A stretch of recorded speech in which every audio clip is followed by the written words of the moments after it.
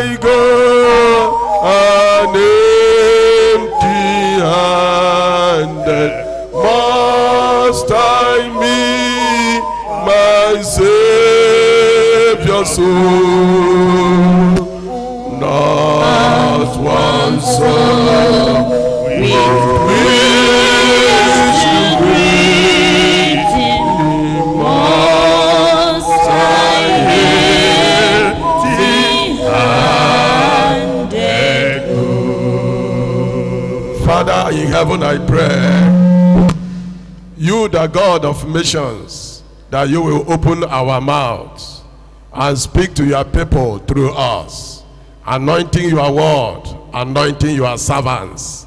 In Jesus' name we pray. Amen. I was assigned to speak on the topic, in the light of eternity. In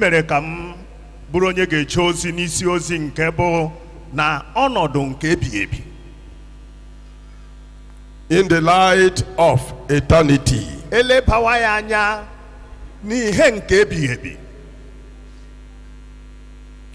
I would like to begin by explaining this word, eternity.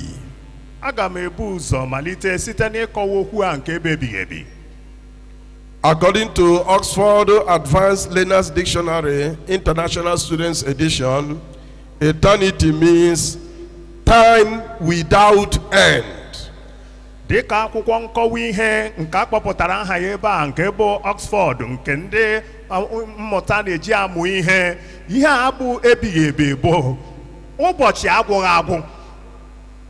eternity in this message refers to the conditions men will be forever and ever and ever. Condition that people will be in forever and ever without ending.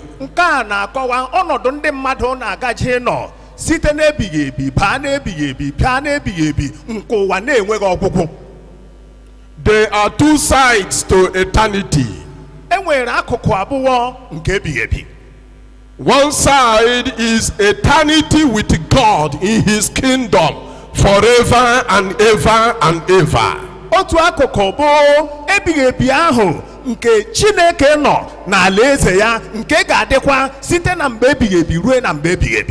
The other side of eternity is eternity with Satan in the lake of fire forever and ever without ending.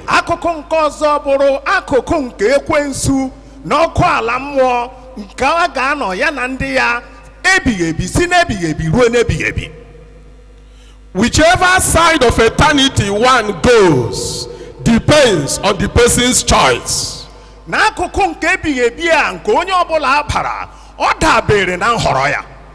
Whatever a person experiences in eternity is by the person's choice.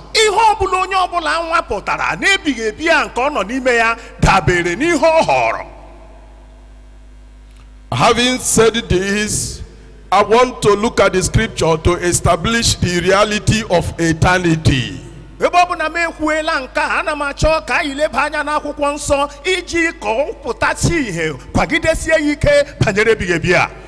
words, we want to establish the fact that eternity with God in his kingdom is real, and eternity with Satan in the lake of fire is also real.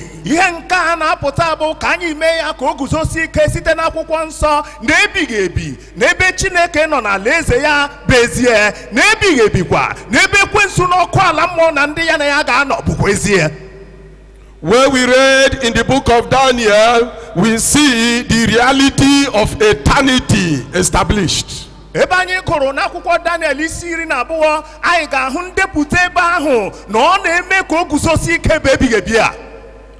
The Bible says that those who sleep in the dust of the earth shall awake.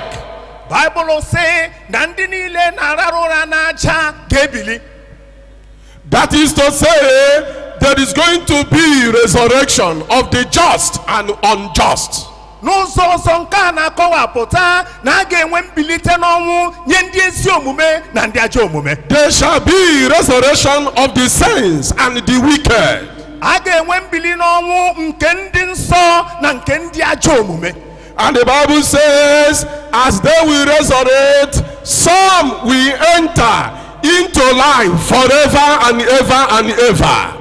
The Bible will say dịka ha na-ebili ụfọdụ ga-aba na ndụ nke ebighị ebi si n'ebighị ebi ruo n'ebighị ebi. And this is eternity with God in his kingdom forever and ever and ever. Ndị nke a ga-aba n'ebighị ebi a na alaeze Chineke ha na Chineke si n'ebighị ebi ruo n'ebighị ebi. And the Bible says, those who are wise, those who turn many to righteousness, they shall shine like the brightness of the firmament and as stars forever and ever and ever. Bible wee sịkwa ndị niile bụ ndị maara ihe bụ ndị amamihe bụ ndị na-eme ka agbanwee ndị mmadụ ka ha ghọọ ndị ezi omume, ha ga-enwu ka mbara eluigwe, ha ga-emukekwa ka kpakpando site n'ebighị ebi ruo n'ebighị ebi. Who are those who are wise? Olee ndị amamihe ahụ? Proverbs 11 verse 30b tells us those who are wise. Ebe anyị gụrụ n'akwụkwọ ilu gwara anyị ndị a maara ihe. The Bible says those who win souls are wise. Bible sị ndị na-eritere Chineke mkpụrụ obi n'uru bụ ndị maara ihe. In other words, Daniel is saying, those who win souls shall shine like the brightness of the firmament. They shall shine like stars forever and ever and ever in eternity. Ihe Daniel na-ekwu ebe a bụ ndị a maara ihe bụ ndị na-eritere Chineke mkpụrụ obi n'uru, ha ga-amụke ka kpakpando, ha ga-achake ka mbara eluigwe site n'ebighị ebi ruo n'ebighị ebi. Those who preach the gospel, those who make sinners to repent and turn to God, they shall shine like stars forever and ever. Ndị niile bụ ndị na-ekwupụta ozi ọma na-agbanwe ndị ezi omume ka ha ghọọ ndị ezi omume, ha ga-abụ ndị ga-amụke ka kpakpando, ha chawakwa ka mbara igwe site n'ebighị ebi ruo n'ebighị ebi. Let me tell you that shining in eternity is the best type of shining. Ka m gwa anyị na mmadụ na-amụke ka kpakpando n'ebighị ebi, ọ bụ ya bụ mmụke ka mmụke niile. Somebody may shine here academically, but will not shine in eternity. Mmadụ nwere ike mmụke dịka mmụta nke akwụkwọ siri dị n'ebe mmụta dị, ma e nwere ike n'ebighị ebi ọ gaghị amụke. Somebody may shine here economically by commanding wealth, but may not shine in eternity. Mmadụ nwere ike mmụke ebe a site n'ịkpata akụ, ma n'ebighị ebi o nwere ike ọ gaghị amụke. Somebody may shine here through fashion and decorating oneself, but may not shine in eternity. Mmadụ nwere ike mmụke site n'iji ngwa ya n'otu o si na-ejikere, ma n'ebighị ebi o nwere ike ọ gaghị amụke. Somebody may shine here by the position you occupy, by the political position, by the ecclesiastical position you possess in a church, but may not shine in eternity. Mmadụ nwere ike mmụke site n'ọnọdụ, ọ pụrụ ịbụ ọnọdụ nke ndọrọ ndọrọ nke e nyere ya, ọ bụkwara ịbụ ọnọdụ nke ọ nọ n'ụlọ nzukọ ma ọ bụ n'ebe ọzọ, ma n'ebighị ebi o nwere ike ọ gaghị amụke. Shining in eternity is the best shining somebody can ever experience in life and in eternity. Na mmadụ ga-amụke n'ebighị ebi bụ mmụke kacha mmụke n'ihe nke mmadụ kwesịrị ka o soro ka o nwee nwapụta ya karịa mmụke ọzọ. Those who are wicked, those who refuse to repent, those who refuse to evangelize, they shall enter into eternity in contempt. Contempt. Ndị niile bụ ndị jụrụnụ ichegharị, ndị niile jụrụnụ ịgbasa ozi ọma, ndị niile jụrụnụ ime ka ndị mmadụ ghara ịbụ ndị ga-ekpere Chineke, ndị dị otu ahụ ga-anọ n'ihe ọjọọ ga-adabara ha. In the New Testament, we also see Jesus establishing the reality of eternity. N'akwụkwọ akpọ ọhụụ anyị hụkwara Jizọs na-eme ya ka o guzosi ike bụ mpụta ihe ọ ga-abụ bụ ebighị ebi ahụ. This is Jesus' eschatological teaching concerning sheep and goat judgment. Ya Jesus Christ na-esi bụ banyere ọnọdụ dị ugbu a na nke ga-abịa abịa nke ọ na-ekwu okwu ya n'etiti ewu na atụrụ. That when he shall come, he shall gather all nations. Ihe ọ na-ekwu okwu ya bụ na mgbe ọ ga-abịa ọ ga-achịkọta mba niile And separate them into two. wee kewaa ha ụzọ abụọ. Like a shepherd will separate the sheep from the goat. Dịka onye ọzụzụ atụrụ ga-ekewapụ atụrụ n'etiti ewu. He will say to those on his right hand, Ọ ga-agwa ndị nọ n'aka nri ya, go ye into the kingdom prepared for you. baanụ n'alaeze ahụ nke edoziworo unu. And let me tell you that this kingdom here is the millennial kingdom. Ka m gwa gị na nke a na-ekwuchi okwu ya bụ alaeze ahụ nke ga-anọ ọtụtụ nnọkwuru nnọ. Go into the millennial kingdom prepared for you. Baanụ n'alaeze ahụ nke ga-anọ ọtụtụ afọ. Because when I was hungry, you gave me food. N'ihi na mgbe agụụ gụworo m unu nyere m ihe oriri. When I was naked, you clothed me. Mgbe m gba ọtọ unu yikwasịrị m When akwa. I was in the prison, you visited me and Mgbe ministered m to nọ me. n'ụlọ mkpọrọ unu letara m wee jere m ozi. When I was in need, you helped me in my need. Mgbe m nọ na mkpa unu nyere m aka n'ime mkpa m. If you gather all these things together, this is what we call coincidental missions. Coincidental missions or social action mission. Ịchịkọta ihe ndị a niile, ihe ga-achọpụta na nke a bụ nke anyị na-akpọ mgbasa ozi site n'ileta ndị mmadụ na inyere ndị mmadụ aka n'ụzọ dị iche iche. Coincidental missions. Nke ọ kpọrọ n'aha dị otu a. Social action mission. Nke bụ na ụzọ anyị si eje ozi n'ileta ụmụ mmadụ. Jesus says that those involved in coincidental missions, in social welfare missions, they shall be ushered into the millennial kingdom. Jesus Christ wee sị ndị niile soronu n'ije ozi nke metụtara ọtụtụ mkpụrụ obi n'inyere ha aka na ndị a niile a ga-eme ka ha baa n'ọchịchị nke onye nwanyị Jesus The Christ. kingdom prepared forever and ever for them. Nke doziworo ha site n'ebighị ebi ruo n'ebighị ebi. And he also said, those on the left hand, Ya wee sị ndị nọ n'aka ekpe, those who never cared about coincidental missions, ndị onweghị mmasị banyere ije ozi n'ebe ụmụ mmadụ those nọ. who don't care about welfare missions. Ndị na ọ dịghị mkpa banyere ileta ndị mmadụ n'ọnọdụ ha. He said he will say to them, enter into the lake of fire. Ya sị na ọ ga-agwa ha baanụ n'ọkụ ala mmụọ. Because you were never involved in coincidental missions. N'ihi na ọ dịghị mgbe unu tinyere onwe unu n'ọnọdụ ka unu leba anya ọnọdụ ụmụ You mmadụ didn't nyere. care about the hungry. Ihe gbasara ndị na-anọ agụụ You emetụ unu. didn't care about the naked. Unu adị metụ unu banyere ndị You na-agba didn't ọtọ. care about the sick. O metụ unu bụ ndị You nọ didn't n'ime. care about those in the hospitals. Ndị nọ n'ụlọ ọgwụ gbasaghị unu. You didn't care about the needy. Ndị niile nọ na mkpa. Therefore, enweghị mmetụ. enter into everlasting N'ihi nke punishment. a baanụ n'ịtụ ụta ebighị ebi. So, brethren, by here, I want to emphasize, in as much as proclamation evangelism is very necessary and urgent, we should not neglect coincidental missions. Ụmụnna anyị ana m achọ ka m kwupụta site n'ebe a n'agbanyeghị otu o si dị mkpa bụ nkwupụta nke iguzoro gwa ndị mmadụ na Jizọs na-azọpụta na anyị agaghị eleli anya bụ ije ozi a nke ga-emetụta ọnọdụ ụmụ mmadụ bụ ndị nọ na mkpa na ndị nọ na nsogbu. Having said this, I want you to note that there is going to be blood judgment in eternity. Blood judgment. Ana m achọ ka m mee ka o doo anyị anya na ikpe ga-abụ kpọmkwem otu ahụ o siri dị na ihe banyere ebighị ebi. That is to say, in eternity, God is going to judge for the blood of people.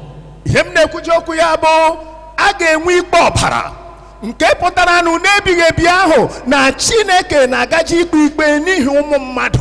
In the book of Ezekiel chapter 33, 7 to 9, N'akwụkwọ Ezikiel isi 33 amaokwu nke 7 ruo na nke 9, God said it to Ezekiel, son of man, Chineke gwara Ezikiel nwa nke mmadụ, I have made you a missionary. emewo m gị onye mgbasa ozi I ọma. have made you an evangelist to men. Emeela m gị onye na-agbasa ozi ọma nye ụmụ When mmadụ. I send you to people to go and warn them with the gospel, Ebe ọbụla m zigara gị ka ị ga-adọ ndị mmadụ aka na ntị. when when I give you a message of salvation to the wicked, and you go and deliver that message, then you shall be free from the blood of the sinner who dies. You shall be free from the blood of that person who refused to repent.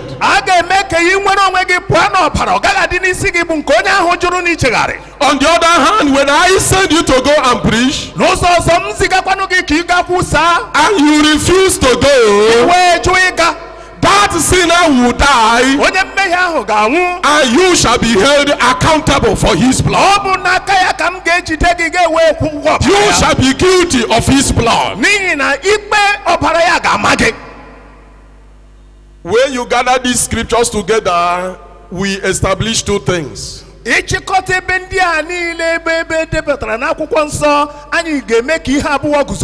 Number one, people shall be free from the blood of men in eternity. Number two, people shall be guilty of blood of men in eternity also. In other words, if you divide people in the church into two, one group of people shall be guilty of human blood in eternity.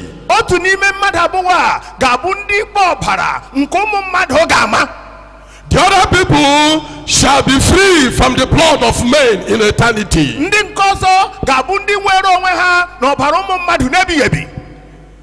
That was what Paul saw in the book of Acts of the Apostles chapter 20 verse 26, and he said, as I enter into eternity, I am free from the blood of all men.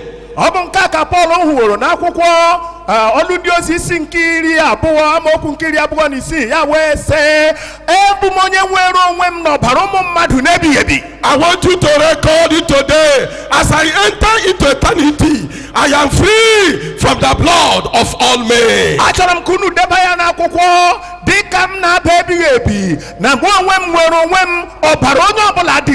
I am not guilty of the blood of anybody, because I have preached the gospel that I should preach. I have preached from the pulpit in the church. I have preached from house to house. I have preached from street to street. I have preached from market to market. I have preached from motor park to motor park. I am free from the blood of all men. Because there is nobody I supposed to preach to that I have not done so. This is what I call the best testimony of a man of God. The best testimony of a Christian. It is good to give testimony of how God has given you car, giving you houses, giving you husband and wife and children. They are all good testimonies. But the best testimony is, I am free from the blood of all men.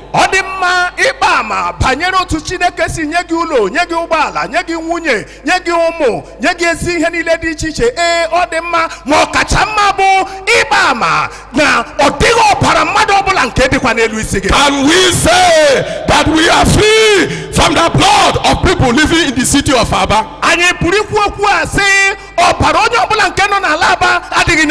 Can we boldly say we are free from the blood of all the people living in the village where we are pastoring?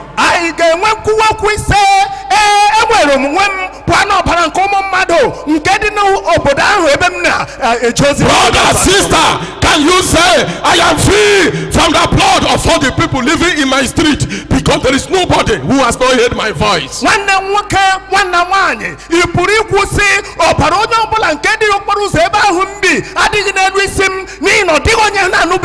you say, I am free from the blood of all my customers, from the blood of all my students, from the blood of all my teachers, from the blood of all the people living with me in the yard? Because there is nobody I have not given the gospel.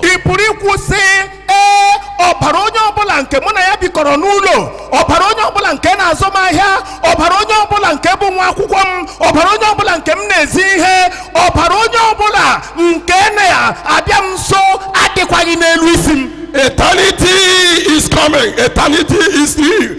There shall be judgment for blood in eternity.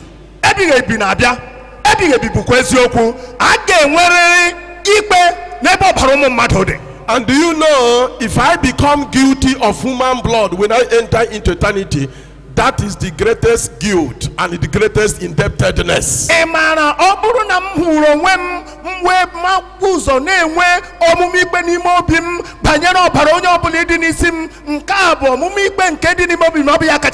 If you are guilty of the blood of anybody, that is the greatest guilt you will ever have, and the greatest indebtedness you can be committed to.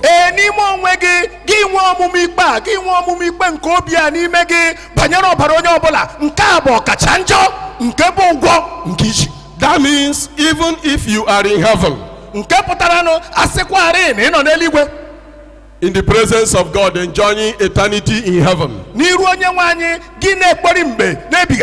and somebody is in hell, and you are responsible for the person going to hell because you refuse to preach to the person. And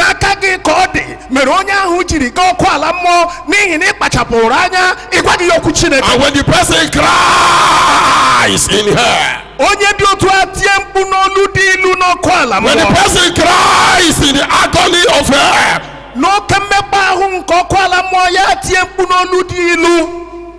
God will say to you, my son, look at that man crying.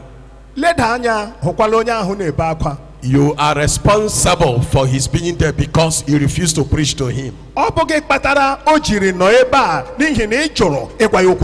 You are guilty of his blood. Can you pay for his blood? Pay for his blood. Pay for his blood. And that is the greatest indebtedness, because it can never be paid anymore.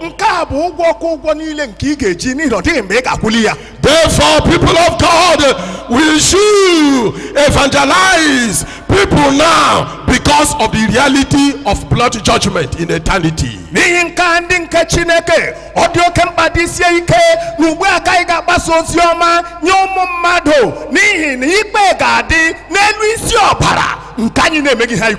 From the scriptures, we also see that there will be suffering in hell for eternity. In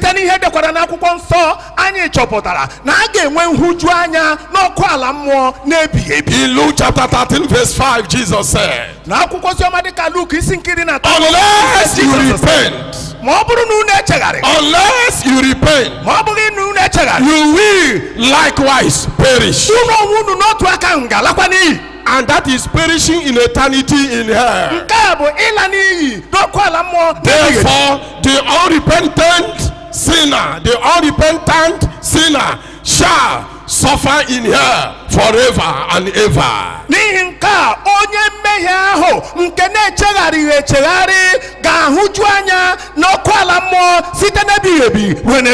In Ezekiel chapter 33 verse 12, our God says, if a righteous man backslides from righteousness, if a righteous man backslides from righteousness, his former righteousness shall never save him. Therefore he shall suffer also like a sinner in eternity in hell forever and ever and ever. onye dị otu a ga-ahụjukwa anya ya na onye ajọ omume n'ọkụ ala mmụọ site n'ebighị ebi ruo n'ebighị ebi. Therefore, summarily, there is suffering in eternity in here for every unrepented sinner. There is also suffering in eternity in here for every backsliding believer. N'ụzọ nchịkọta ya, ọ pụtara na nhụju anya dị n'ọkụ ala mmụọ ruo ebighị ebi nye onye ọbụla na-echegharị echegharị, na nhụju anya dịkwa n'ọkụ ala mmụọ ebighị ebi nye onye ọbụla nke laghachiri azụ laghachikwa na mmehie. May you permit me to look at briefly reward for soul winning in eternity. Kwenyere m ka m lebatu anya n'ebe ọ dị ntakịrị banyere ịkwụ ụgwọ nye ndị na-eritere Kraịst mkpụrụ obi n'uru. Reward for soul winning in eternity. Ịkwụghachi ụgwọ nye ndị na-eritere Kraịst mkpụrụ obi n'uru n'ebighị ebi. The Bible says, Bible wee sị, soul winners shall shine as brightness of the firmament and as stars forever and ever. That is reward. Na Bible wee sị na ndị na-eritere Chineke mkpụrụ obi n'uru ga-enwu ka mbara igwe, ha ga-amụke ka kpakpando site n'ebighị ebi ruo n'ebighị ebi. Nke a bụ ụgwọ ọnụ. Also, there is a crown that shall be given to soul winners in eternity, as we see in 1 Thessalonians chapter 2 verse 19. Ọ dịkwa okpueze nke a ga-enye ndị nke Chineke n'ebighị ebi nke anyị ga-ahụ n'akwụkwọ ndị Tesalonika nke mbụ isi abụọ amaokwu nkiri n'itoolu. There are about 5 different crowns we shall be given when we enter heaven. Ọ dị ụzọ okpueze ise a ga-ekpunye anyị mgbe anyị ga-eru eluigwe. But the one that has to do with soul winning is called the crown of joy. Ma nke ya na mgbasa ozi ọma na iritere Kraịst mkpụrụ obi n'uru gakọrọ bụ okpueze nke ọṅụ. Paul was speaking to the Thessalonians. He said to them, Paul na-agwa ndị Tesalonika okwu ya sị ha, what crown do we have? Olee ụdị okpueze anyị nwere? What crown of joy and rejoicing do we have? Olee ụdị okpueze nke ọṅụ na nke inwe ọṅụ anyị nwere? If not to you, our converts. Ma ọ bụ n'onwe unu dị ka ndị anyị kpọbatara Our Chineke. converts, you are our crown of joy. Unu onwe unu ndị anyị kpọbatara Chineke, ọ bụ unu bụ okpueze nke ọṅụ anyị. Impliedly, Paul was saying, as he will enter into eternity, God will give him the crown of joy because of souls that he won. Okwu a pụtara na Paul na-asị na mgbe ya ga-eru eluigwe na Chineke ga-ekpu ya okpueze nke obi ụtọ na nke ọṅụ. A crown of joy is waiting for soul winners in eternity. Okpueze nke ọṅụ na-echere ka ha bụ ndị na-eritere Kraịst mkpụrụ obi n'uru n'ebighị ebi. That is a great reward for us. Nke a bụ ụgwọ ọlụ dị ukwuu nke a ga-akwụ anyị. In eternity, we shall rejoice in God's kingdom. N'ebighị ebi ahụ anyị ga-ekpori mgbe ṅụrịakwa ọṅụ n'ala eze Chineke. And this is because of eternal life we shall have.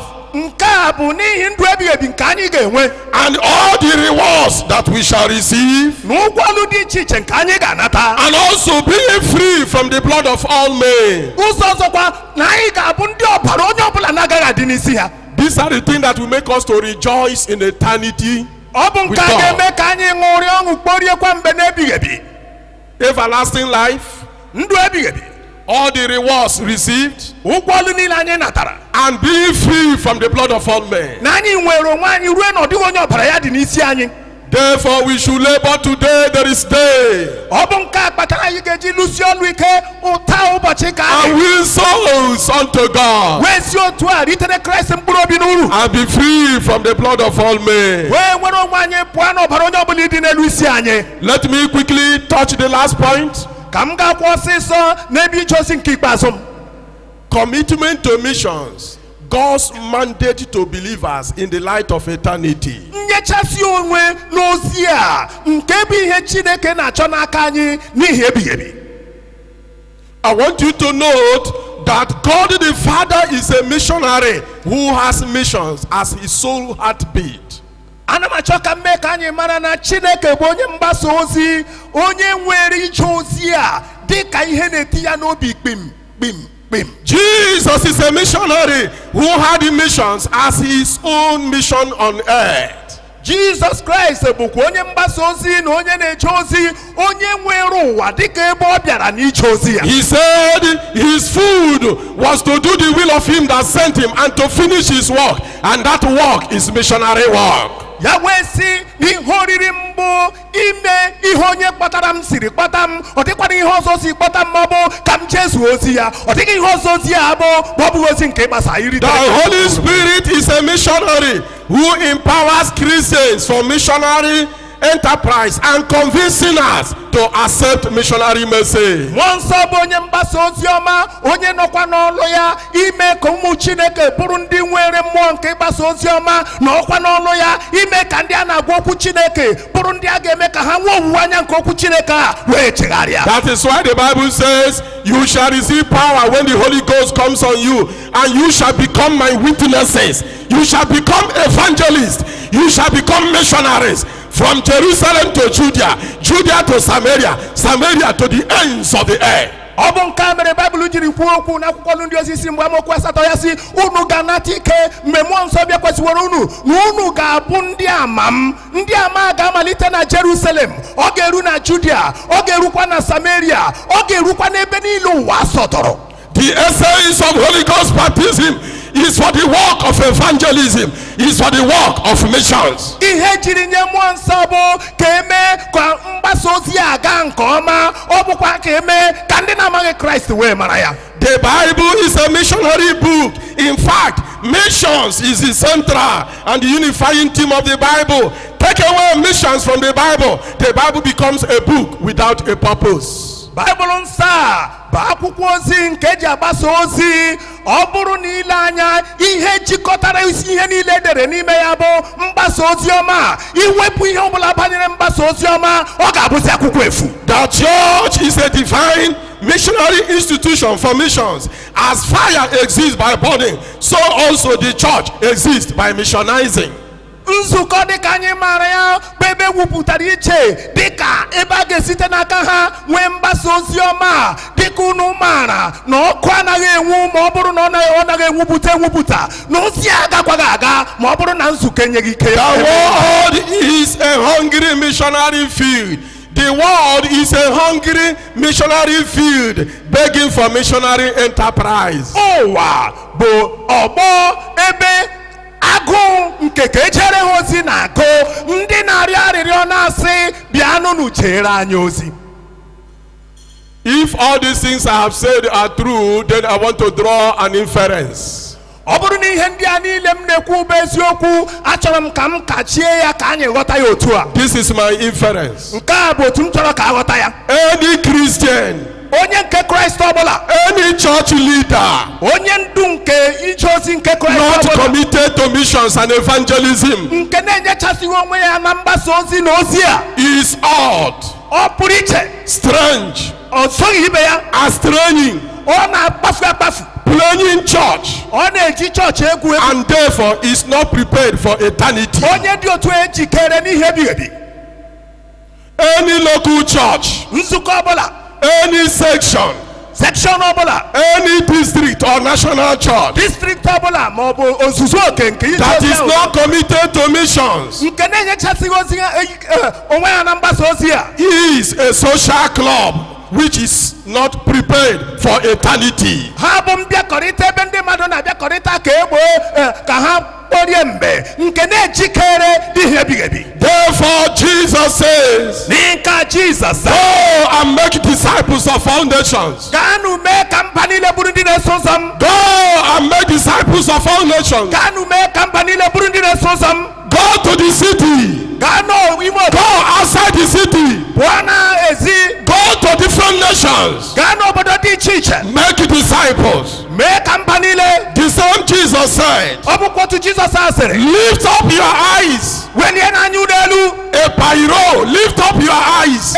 welie n'anya unu elu, Remove your eyes from time into eternity. wepụ n'anya unu n'oge nke ugbu a, lefee n'anya n'ebighị ebi. Remove your eyes from the things of this world and look at eternity. The